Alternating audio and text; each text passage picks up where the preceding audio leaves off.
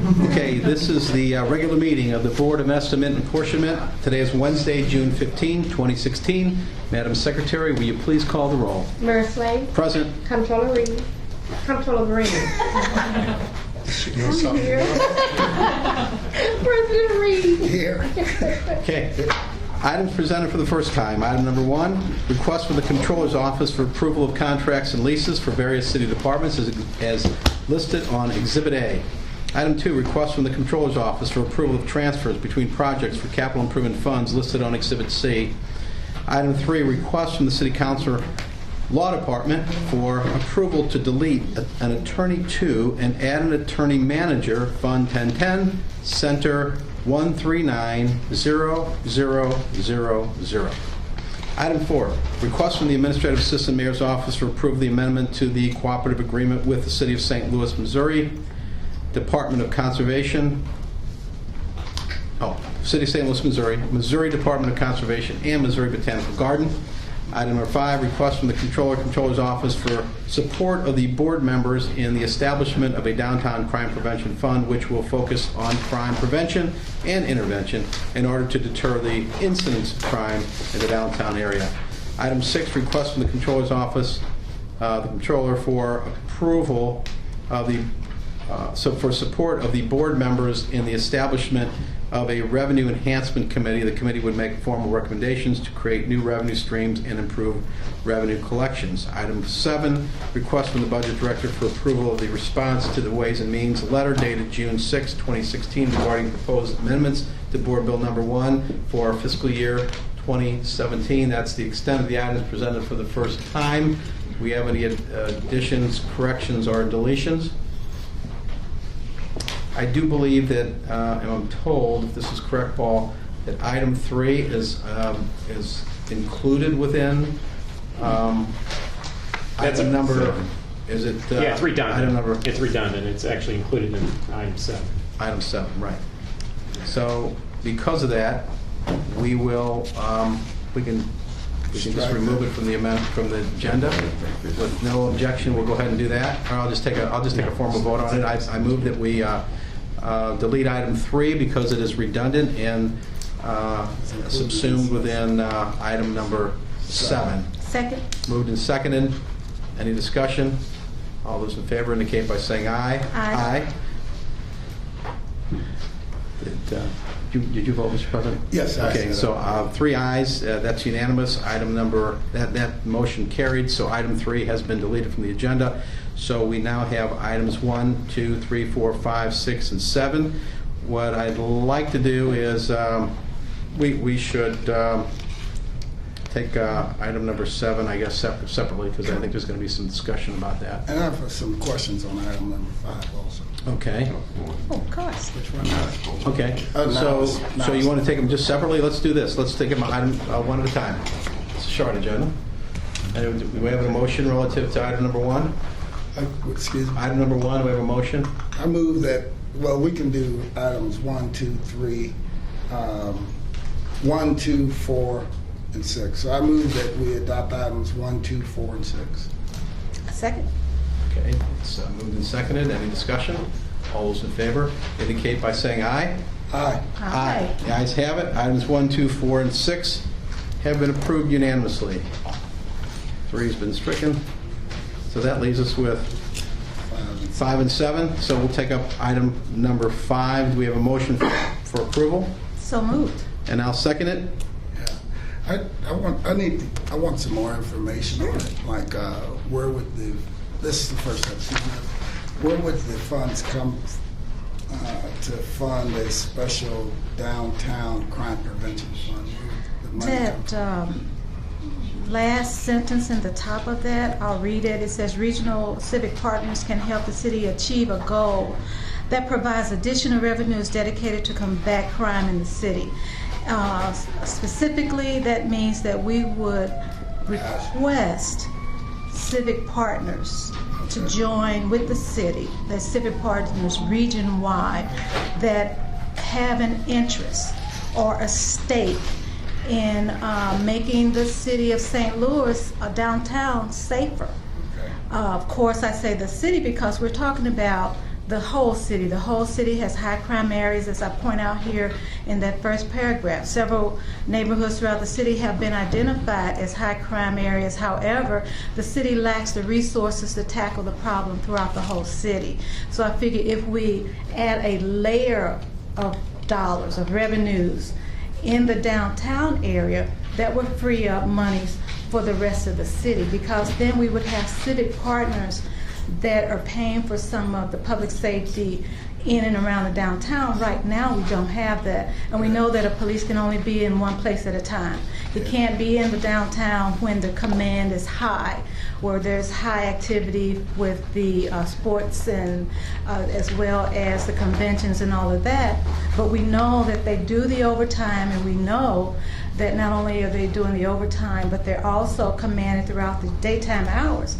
For example, in the North St. Louis community, sometimes we'll have policemen on bikes when we really should have a presence of police cars and cruisers in those high crime areas, but they're commanded to be in the downtown area. So I'm asking for this to open this up to the entire region in terms of funding. They would voluntarily donate to a fund. Okay. But we have to establish the fund first. Okay. And we have to get the idea supported by the city to just ask, to make the ask, to ask those civic partners if they are interested in helping us to improve crime prevention and crime intervention in and around downtown. Okay, and how much are we looking to raise into this fund? Well, my hope is to raise $2 million a year, to establish a revenue stream of $2 million a year. For example, if we're able to have 10 partners, with St. Louis City being one partner, then the city can contribute to $200,000, along with the other 9 contributing $200,000 for maybe 5 years, for example. 5 years, $2 million. That would be a huge dent in helping to curb the crime. That would be in addition to any other efforts, any other CIDs or NIDs or any other established funds that would be already working on, that the downtown partnership's already working on some things. And I said, you know, gee, wouldn't it be nice if we had more revenue? Our revenue, our budget, as you know, is tight. Our revenues are inflexible. You know, they're not as flexible as they need to be in order to fund and do every single thing that we need to do in the city. We want to have a cop on every block.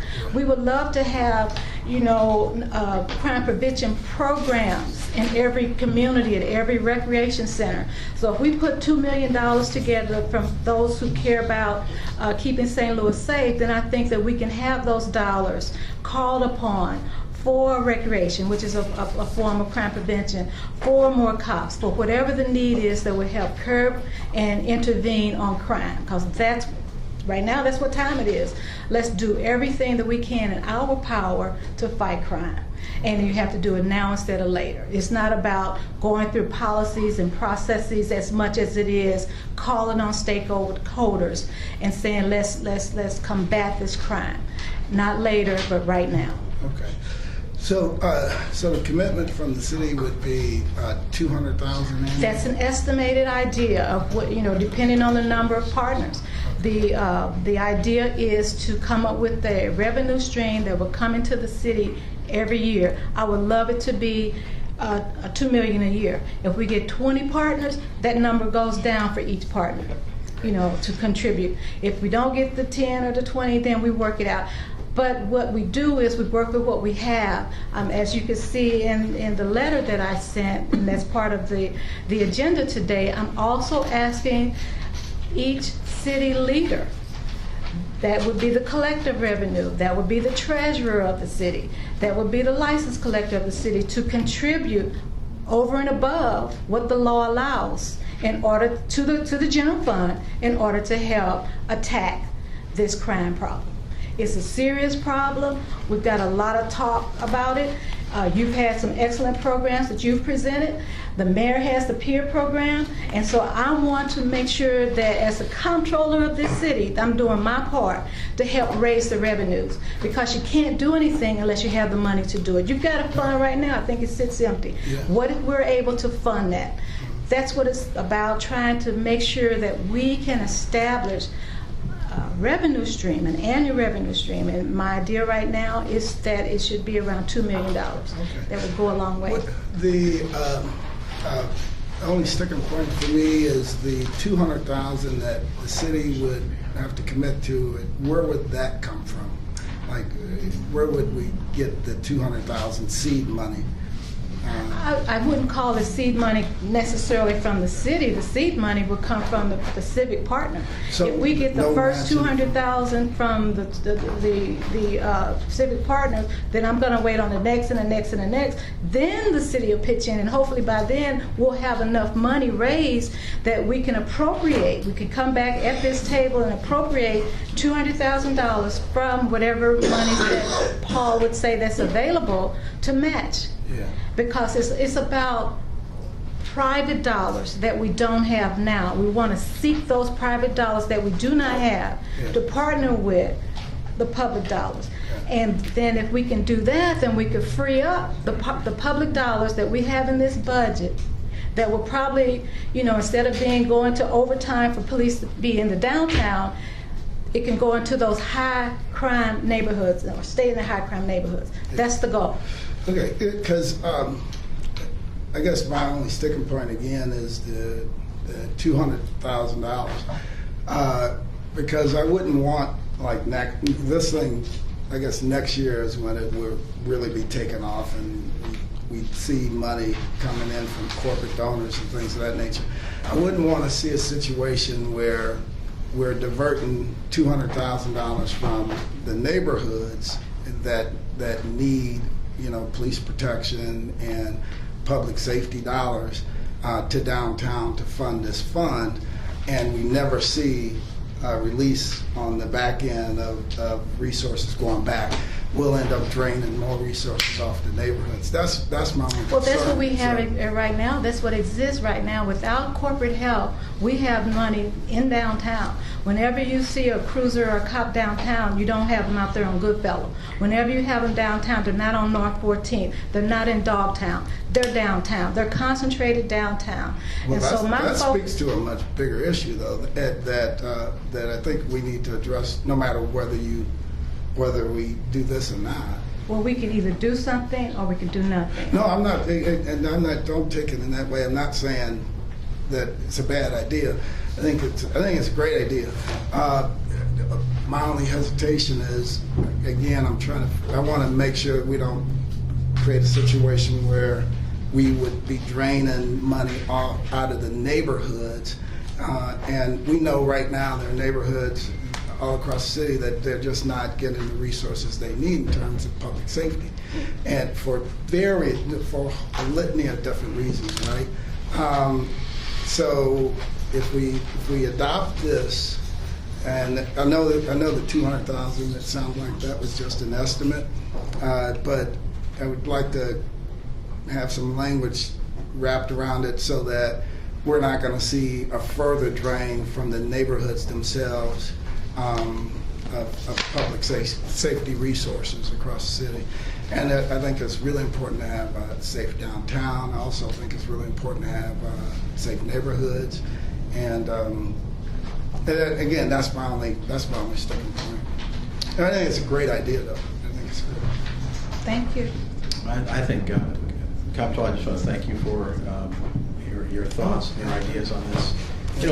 First of all, we do have partnerships, okay? We do, and I think making sure that we formalize in some case, I think would be good, because this is going to make sure we really focus not just the attention of those around this table, but people in the community as well, the business community, which, by the way, have resources, and they really do.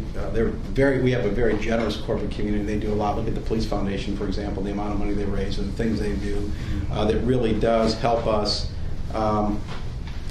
carry out the duties of government in a better way. Look at the police. We would not have a brand new police department if the foundation didn't put up millions of dollars in making that happen. So that's something to keep in mind. The other thing is that we do have partners already. Downtown St. Louis Incorporated, they have a CID, and that's paid for by businesses downtown, residents downtown, people that live in downtown St. Louis as well, to help fund those things. We also have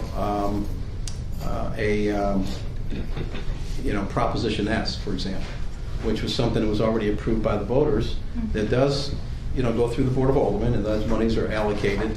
But the other thing to keep in mind is that it's going to be our responsibility and responsibility of this committee to make sure that we don't shortchange the other neighborhoods. Can't forget downtown is a neighborhood too, and a lot of jobs, a lot of people living in downtown, a lot of people visiting here. It has a lot to do with our image.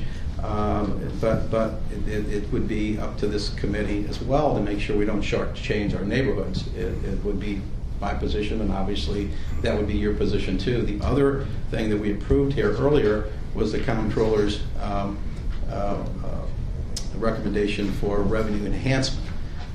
That would help us as well. We know, and we've tried to work on this before, that with the challenges that we face in the city, skyrocketing costs in a lot of different ways, we need to figure out a way to do that, to make sure that we have our the revenues necessary, as well as, and by the way, I'm putting together a group of people as well within the private community and within city government as well to look at our just the revenue, how we generate our revenues, our taxes, our tax structure, and to see if we can't do something better, more efficient, more effective, and update some of the things we're doing so that we have the resources necessary. So I do think this is a good idea. I get the concerns about shortchanging neighborhoods. We're not going to let that happen. Exactly. And we shouldn't let that happen. And it's really an enhancement to neighborhoods when you think about it, because the dollars that spent downtown from civic leaders make the public dollar more available to the neighborhoods. Right now in the city's public safety budget, which makes up a third of the city's budget, we have those dollars dedicated to the city generally speaking.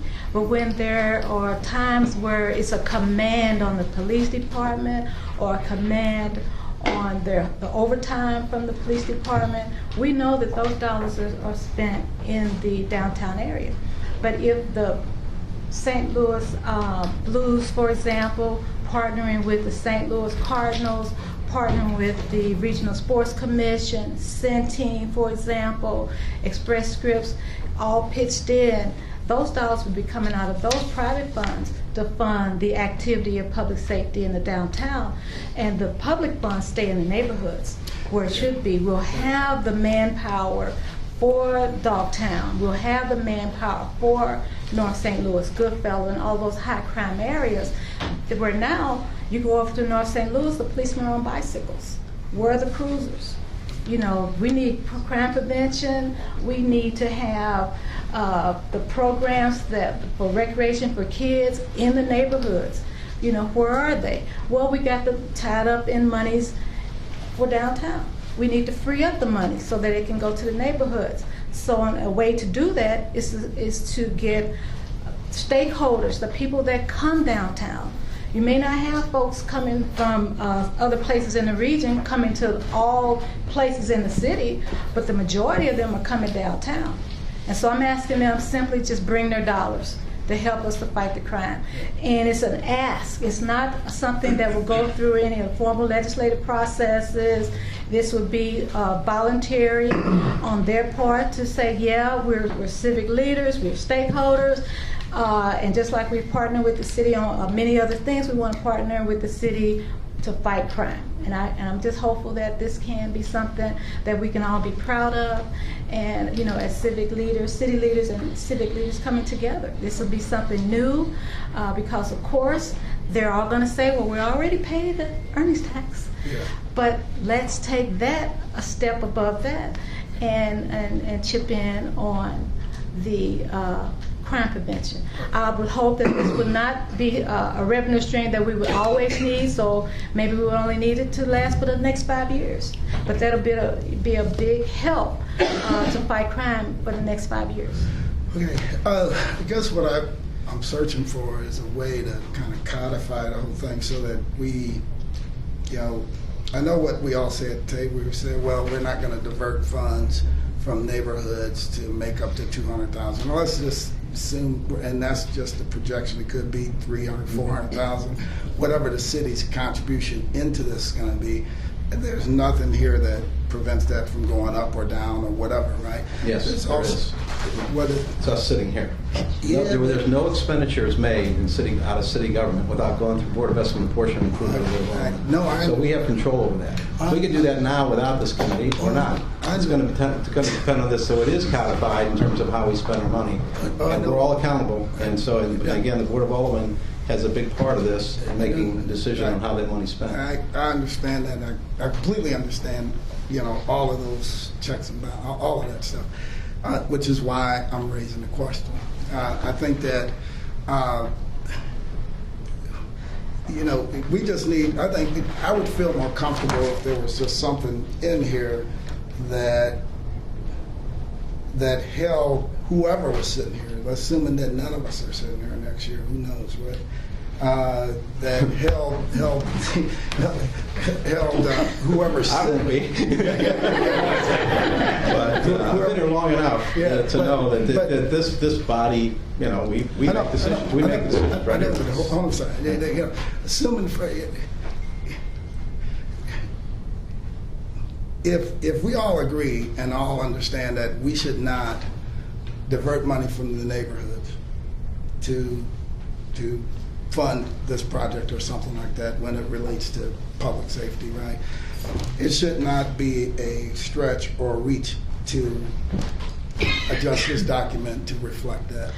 Well, if the documents if you could tell me where it states that anywhere, I'd be glad to help rearrange the wording on it. Just help me out. It says reading it like you are. It says downtown.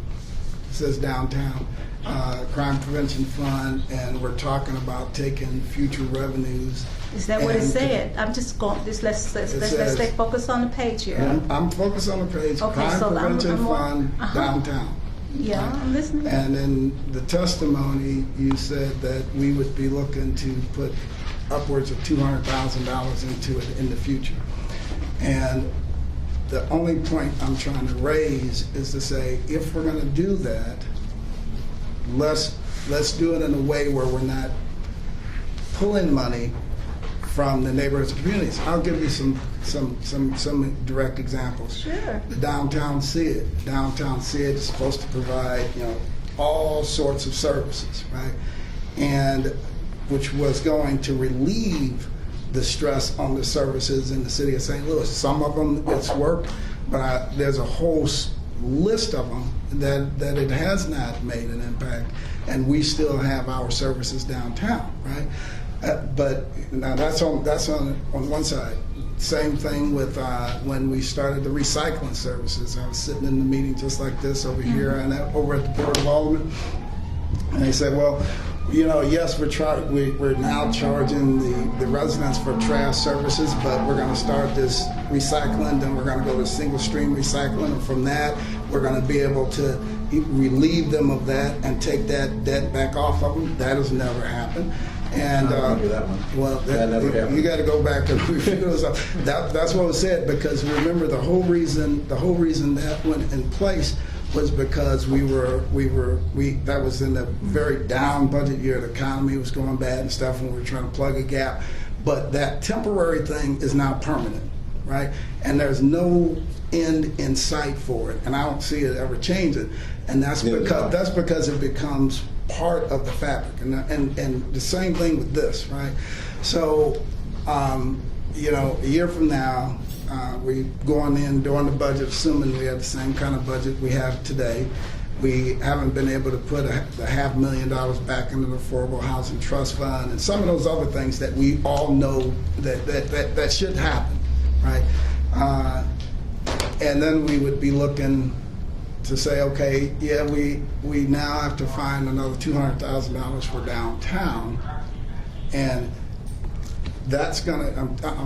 I'm telling you, and everybody, that would come from public safety funds that would normally be targeted for all neighborhoods, right? But it would be coalesced here, and that would be that would have an impact.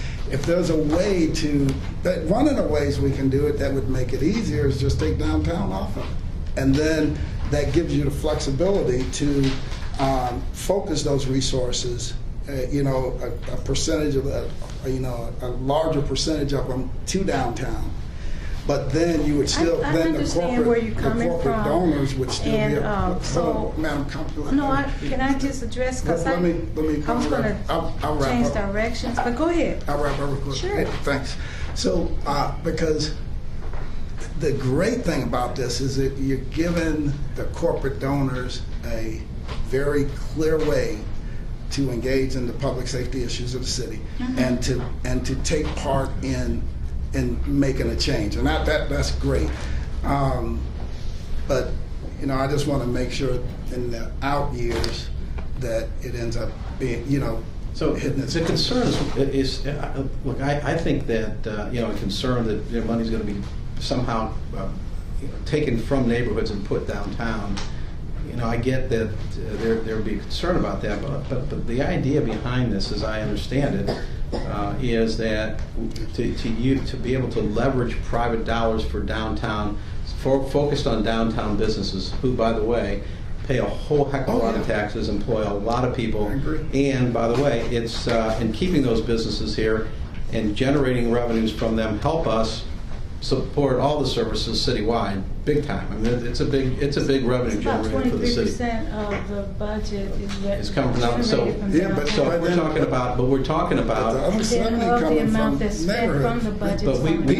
But we as a Board of Investment Apportionment, or whoever's sitting in our seats, are going to be accountable for this, okay? Yeah. And I think that the idea is that we're going to be open and transparent, then that's important.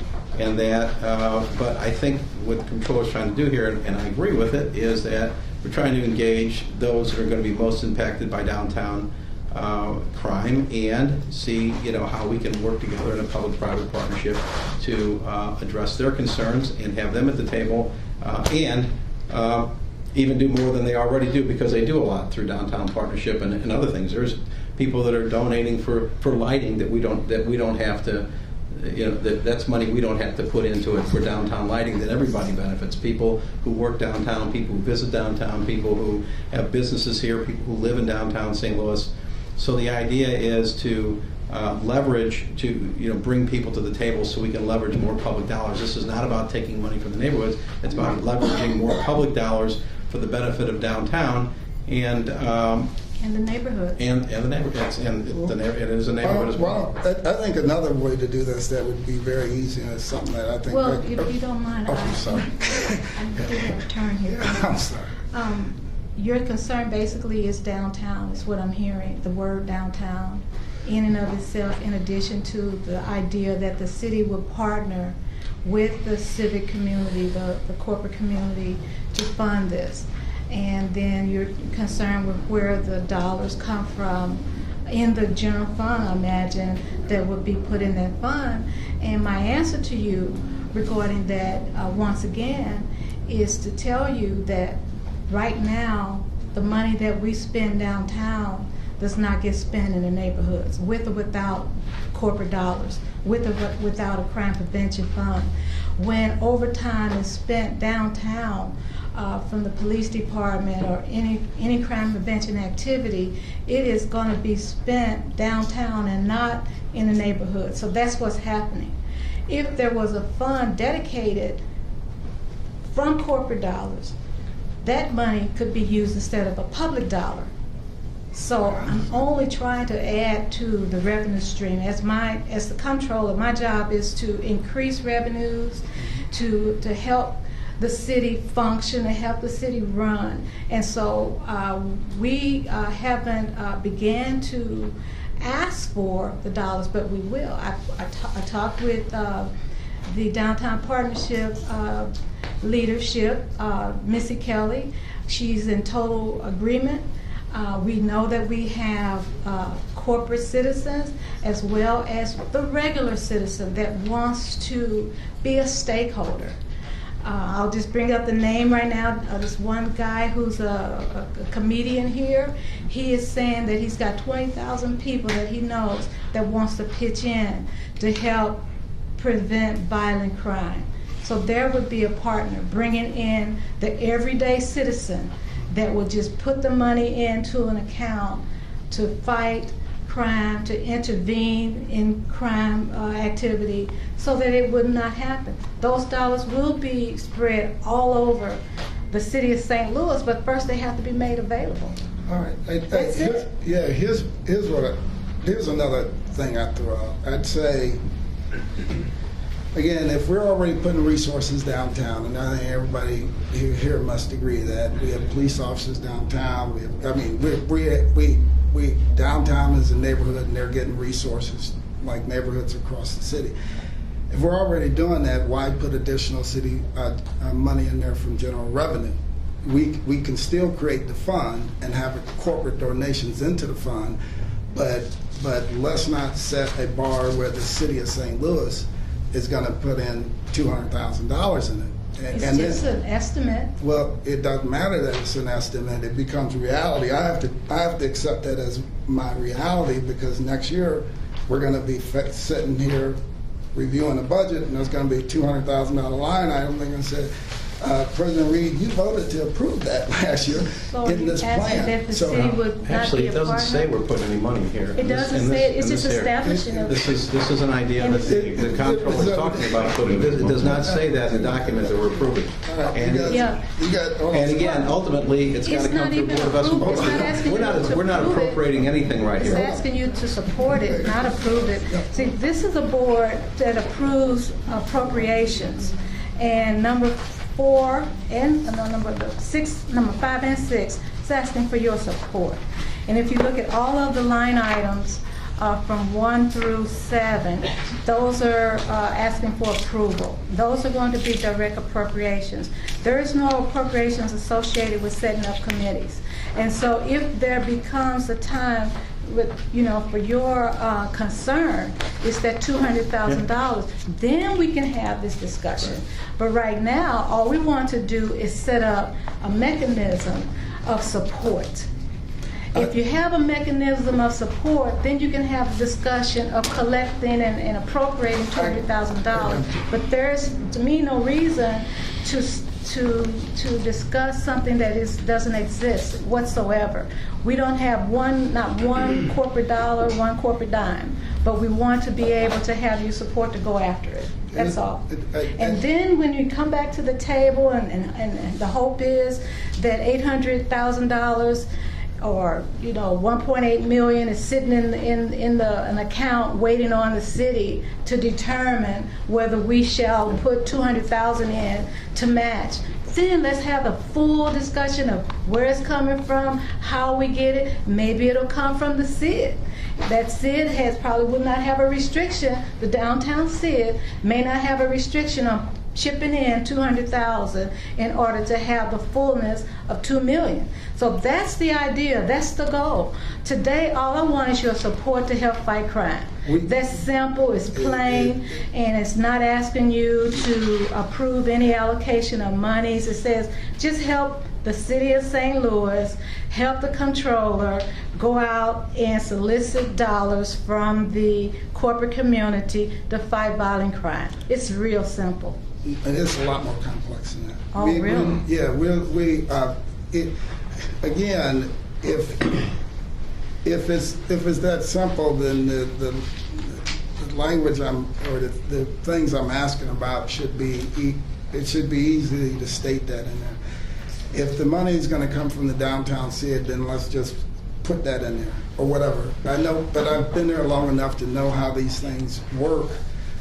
We begin this process, and then next year we're sitting at this same table, and they're saying, "Well, you voted to create the fund, and now we've gotten $2 million of corporate money, right?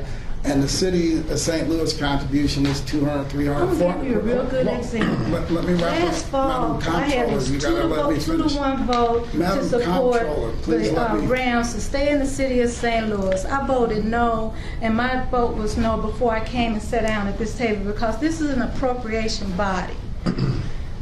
There was on let's the just make table to request $12 million of taxpayer dollars to support paying for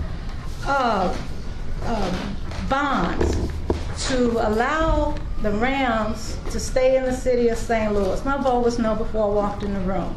I didn't, and that was an extremely complicated mix because I knew the city's revenues were not there for a $12 million payoff, annual payoff. Right now we pay $6 million for what when we have the Rams, and up until 2021 we'll be paying it. So we're not talking about. We can move on. I'm not going to support $12 this. million. I will I'm not talking support about this the unless there's a guarantee that money possibility isn't going of to come only directly from neighborhoods and $200,000 communities that to can support it. come in order to fight crime. We can move on. So that's what I'm talking about, and that's an important distinction to be made. This is not the body that, this is not the time to talk about the This is appropriation of something exactly the that time. is to come. If we're going to take this up, and we're going to take this up, and we're going to subject the city to it, then we should be. The possibility of a $200,000 versus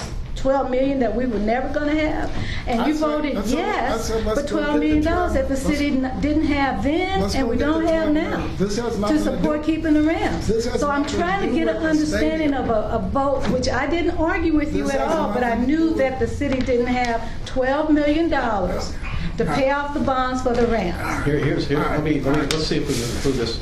I think we all want the same thing here, is what I'm hearing. And I think the point is that we're not voting for any amount of money to be spent here. There's no allocation, and even if we were to put something in there, it could always be changed later in the future. It all comes back to this board right here. And if there's any money in here that somebody says is going to be taken out of neighborhoods, then this board is going to make a decision, and the Board of Aldermen is going to make a decision. So I'll make a motion. Which is why I'm bringing it on, because I've been at this table and I've seen that happen. And I'm telling you, this thing passes. All you have to do is put one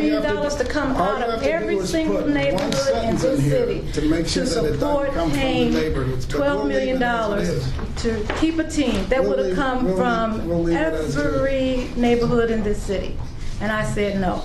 And I stand on that today. Again, the concept is a great concept. I think it's awesome. We need to, if we can find ways for the corporate community to take part in addressing the public safety issues of the city, we should do that. Mr. President, I appreciate your support. I really do. At the same time, it's not a far reach to add a sentence in there to make sure that no matter who's sitting around the table, that neighborhoods aren't shortchanged because of this. The same thing, and I'll give you an argument that, your argument when we were looking at the bond initiatives for the parks. You remember that? I can talk to you about that right now. Bond initiative for the park. I sure do. When they came and said, hey, we have a big donor, and there's a timeline for this donor to be able to donate, to be able to get this money, to be able to use it, right? Which put everybody on the spot to say, okay, let's figure out what we can do to get this stuff moving, right? Same thing. You guys go out and collect $2 million from downtown, from the downtown businesses, which would be great. But then you come back and say, okay, to spend this $2 million, we need $500,000 from the neighborhood, from public safety down here in downtown. You have just put everybody in a no-win situation, and you will further drain resources from the neighborhoods. The way you keep that kind of unfair playing field from happening to begin with, you put language in this thing right here. But if we're going to just bypass that, I'll have to vote present on it. And I think it's a great idea. We're not going to bypass anything. You're right. What we're doing is setting up a committee. We're just setting up a committee. That's all we're doing. Setting up a committee. And you're trying to make it too complicated. No, it's not too complicated. complicated. It's for support. Yeah, and I think it's a great idea. And so if you vote present, then that's saying you don't support a crime prevention fund. That's all we're That is voting. the headline, but it's different. Madam Controller, you're going to make a motion on this? I move that we would approve item number 5 Or is it number? It is. Yes, item Yes, number It is 5. number 5. Second. All those in favor indicate by saying aye. Aye. Present. All right, item number 5 passes 2 to present. All right. Item number 7, request from the Budget Director for approval of the response to the Ways and Means letter dated June 6, 2016 regarding proposed amendments to Board Bill Number 1 for fiscal year 2017. Paul, Yes. our Budget Director. Thank you, Mayor. This is a actual concluding step of our budget process where the Ways and Means Committee typically recommends some requested additions which Board of E&A to approve in order to get them into the budget. They've also had some reductions. Of course, we have to maintain a balanced budget too, so the requested additions were higher than what was available. So what this is before you is a summary of the response to that request from the Ways and Means Committee, which addresses some of those areas, and I'll go through them individually. I'm going to be working on the summary page, and all the exhibits are attached behind it. Item 1, the Recreation Division. This would add a Recreation Supervisor position as well as some per-performance and training. That's for $156,000. Item 2 is the Forestry Division, adding some contractual services for weed cutting. That's $188,000. Item 3, there was a requested addition to the Circuit Attorney's Office for an Attorney 3 position. This adds that position, however, reduces the Public Information Officer to 6 months. So that would be reducing one position by half and adding the new position. And item 4, the Sheriff, personnel changes. Ways and Means cut some funding for that. This is simply the personnel schedule, which E&A controls, reducing that to match that reduction. And so that is not a dollar change there. Board of Elections, election and registration, that's a requested increase in per performance and election cost of about $80,889. In the Treasurer's Office, this is actually a request to reinstate a reduction by Ways and Means in the general fund budget for the Treasurer's Office of $171,400. As well as item number 7, which is to request the restoration and funding for the Office of Financial Empowerment. That is Fund 1116 for $171,400. Item number 8 is the Communications Division, adding per performance amounts, and this is Fund 1117 of $22,607. This is all a proportional addition of requested additions by Ways and Means, as well as the requested restoration of the amounts in the Treasurer's Office. Now, there are some other proposed changes which are more technical in nature that are not related to Ways and Means request. 9A and B, that's a switch of a position, a CAD tech position from the Traffic Division back to the Information Systems, Department of Information Systems. Item 10, the City Councilor personnel change that we talked about, which was the item 3 that was deleted on the agenda.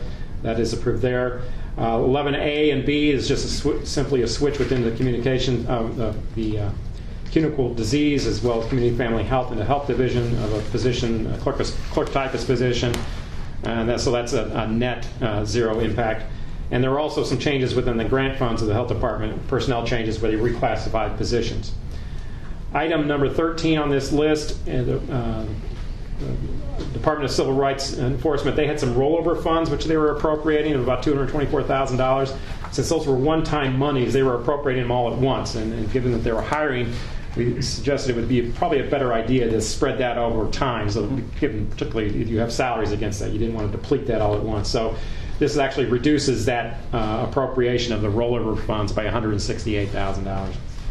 And then finally, on item number 14, the capital fund exhibits. These are detailed for the ward accounts as well as the metro parks and neighborhood parks. This is not a dollar impact. This is just providing the detail for those exhibits. When we present the budget, those are not available at that time, so this provides the line items for those exhibits. And so in total, the general fund increases there amount to $637,473. And if you take the Ways and Means reductions of $260,000, and then you add revenue from the parking meter fund, which is estimated, which was requested to increase from $600,000 to $1 million.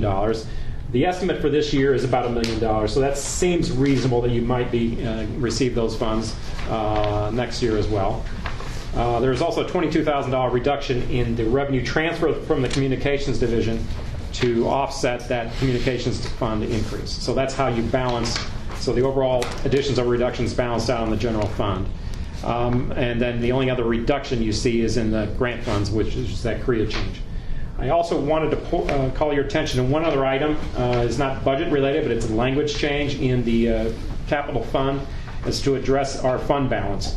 One of the things that we've been hit on in the last, particularly with rating agencies, is trying ways to increase our fund balance. We currently have a policy where 1/2 of any monies left over are allocated to the capital fund. And of course, we need capital monies. But this change, however, would suspend that notion of giving half of it to the general capital fund and just retain it to try to see if we can accelerate our recovery in the unreserved general fund balance. So that's what that language would do. As you can see there, item number 15 is trying to put that language in the budget as well. Okay. Any questions? I entertain a motion for approval. So moved. Second. Any discussion? All those in favor indicate by saying aye. Aye. Aye? I said that. Okay. Unanimously approved. Item number 7. If there's nothing further to be brought before this body, I'll entertain a motion for adjournment. So moved. All those in favor indicate by saying aye. Aye. This meeting's adjourned. Thank you.